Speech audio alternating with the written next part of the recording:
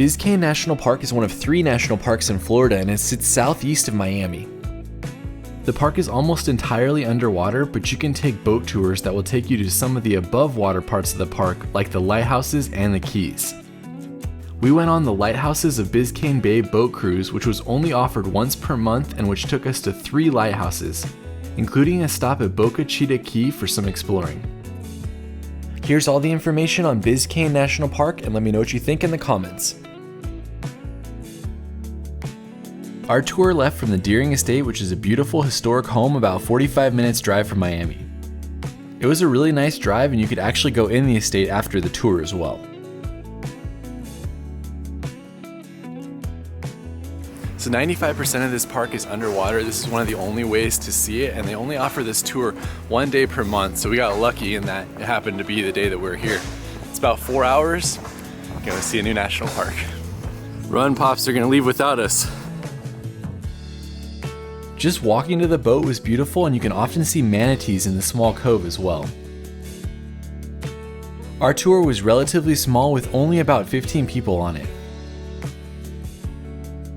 So we're starting right here and we're gonna go up to here and then we're gonna go down to here and back. That's the tour for today. Leaving the estate, the water was incredibly smooth as we went past the mangroves and the palm trees on our way out to the open water. This channel is really shallow, and if you're lucky, you can see animals below you as you head out. I was blown away by how stunning this boat ride started and was excited for an entire day exploring the national park. We had a docent that came with us that told us information the entire time we were on the boat. It was fantastic, and there was a lot of history on Miami, the lighthouses, and the surrounding area. Plus, any questions you had, he was more than willing to answer. As we made our way out to the lighthouse, we got to see the Miami skyline, and we learned that Biscayne National Park is over 170,000 acres with 4 distinct ecosystems. We also got to see Stiltsville from afar, which is a collection of houses, restaurants, and clubs that were built in the 1930s to the 1950s. This is a pretty crazy part of Miami's history, as people used to come out here and party and hang out. Unfortunately, we didn't get too close on this tour, but I'd love to come back and just hear about Stiltsville. From there, we arrived at our first of 3 lighthouses, the Cape Florida Lighthouse. This historic lighthouse was built in 1825 and was operated until 1878. It sits on the south end of Key Biscayne, and you can actually go visit it if you're interested, as there's a state park that surrounds the lighthouse. The lighthouse is around 95 feet tall, and you can tour and climb it on certain days. From there, we headed into the open water for about a 20-minute ride to the Fowey Rocks Lighthouse.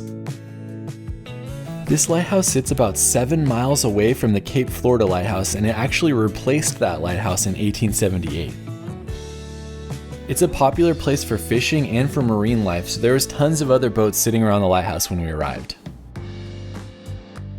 The lighthouse is made of cast iron and has what they call a skeletal tower. It's still in operation today, and it sits about 110 feet above the water. This lighthouse looks really crazy, and it was pretty incredible to see. Definitely a highlight of our time in the national park. From there, it was another 20-minute ride to Boca Chita Key, which is our main stop on the tour. Boca Chita Key is a 32-acre island that was once privately owned.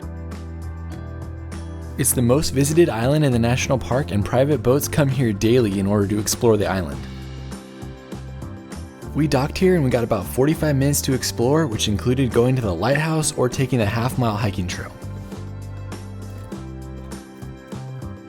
Our group headed first to the lighthouse, where the guide supposedly had keys in order to open the structure. What's crazy about the lighthouse is it's just ornamental. It was built in the 1930s when the island was privately owned and guests were entertained here. The lighthouse is 65 feet tall, and since it's easily accessible, it's a very popular spot in the park. This island is actually pretty popular. There's a whole bunch of people here just for the day hanging out. I thought it was interesting to see as many people and like picnic benches and everything. Must be a fun place to hang out in Florida if you have a boat. They're trying to unlock the lighthouse for us, but someone actually owned this island, so this cannon was used for ceremonial, like shooting the cannon when people came, and then This lighthouse is actually ceremonial as well. It was never an actual lighthouse, but it'd be cool to go up in it. The lighthouse is made of a coral rock and it was built in the 1930s. The story goes that it was actually lit for a few hours before it became a navigational hazard and it was never lit again. So unfortunately, they locked the lighthouse in a weird direction so they can't get the key in, so we don't get to go up to the top of the lighthouse, which is a bummer. At least for the moment. Maybe they'll figure it out. Yeah, maybe on the way back, but we're gonna go do the little loop around the island. There's a whole bunch of campgrounds on the island as well, and a bathroom, so it's a nice place to stay. Do note that there's no running water and you have to pack out what you pack in.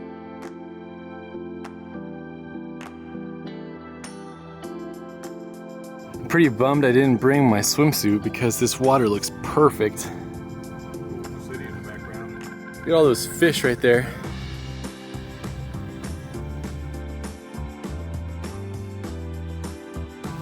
It's the only beach I've ever been on where you get stung by mosquitoes. No, feeling it. After exploring the beach, we decided to head out on the half-mile trail that goes around the small island.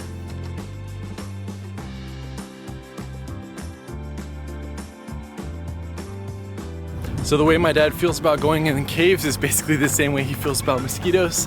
So I'm going on the trail by myself because there's a lot of mosquitoes. The trail began right where our boat docked and it made its way right along the coast of the island. The mosquitoes weren't too bad in the beginning, but they get worse later.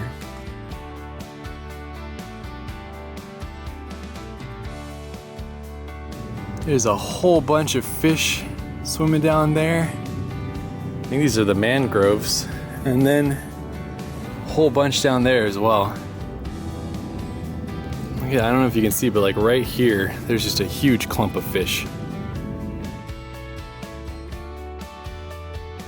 It's crazy as how far we are away from Miami. You can see it right out there, way out in the distance. The trail continued around the backside of the island with beautiful views out towards the open ocean.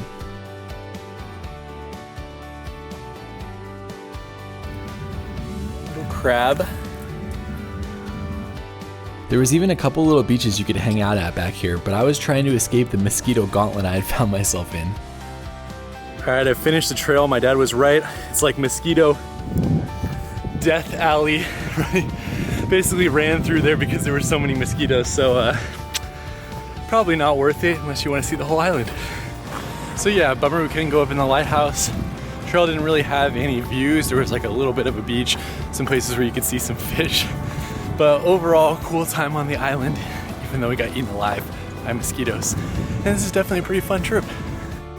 By the time I finished the hiking trail, we had to get back on the boat for our ride back to the mainland.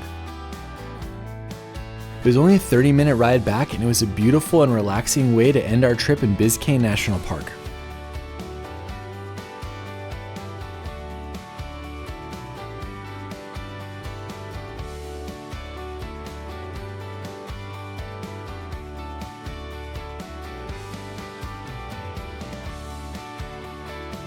We made it back to dry land. I would say that was a pretty fun tour. What do you think? It was a great tour, yeah. Just to be out on a boat. So if you want to check out Biscayne National Park while you're here and you don't have any snorkel or scuba gear, do that tour. We will see you on the next video.